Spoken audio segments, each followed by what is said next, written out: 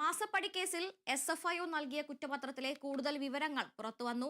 T വീണയ്ക്ക് മുഖ്യ പങ്കെന്നാണ് SFIO കുറ്റപത്രത്തിൽ പറയുന്നത്. CMRLൽ നിന്ന് വീണയ്ക്ക് പ്രതിമാസം 5 ലക്ഷം രൂപ വീതം എത്തിയിട്ടുണ്ട് എന്നും കണ്ടെത്തലുണ്ട്. വാർത്തയുടെ വിശദാംശങ്ങളുമായി വിഷ്ണു കരുണാകരൻ ചേരുന്നുണ്ട്.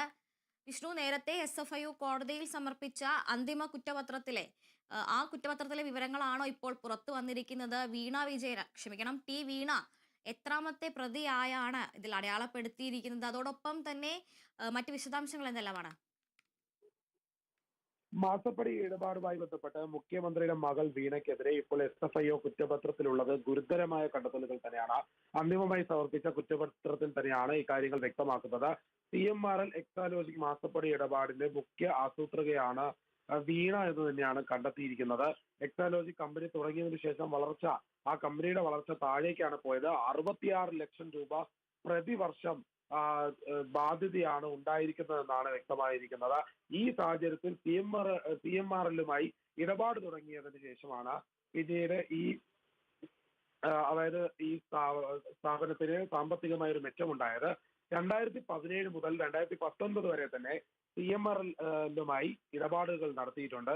പ്രതിമാസം 5 ലക്ഷം രൂപയാണ് CMRLിൽ നിന്നും വീണയുടെ പേരിലേക്ക് എത്തിയിരിക്കുന്നത്. കമ്പനിയുടെ പേരിലും 3 ലക്ഷം രൂപ പ്രതിമാസം എത്തിയെന്നും കുറ്റപത്രത്തിൽ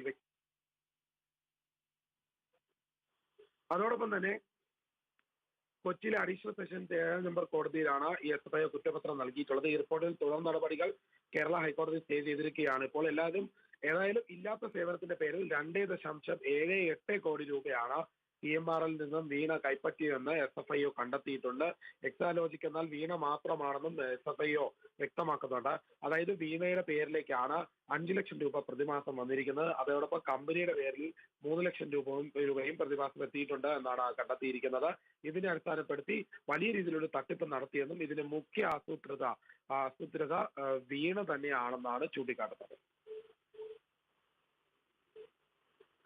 ശരി വിഷ്ണു. തിരുവനന്തപുരം അമ്പലമുക്ക് വിനീത കൊലക്കേസിൽ ഇന്ന് ശിക്ഷ വിധിക്കും.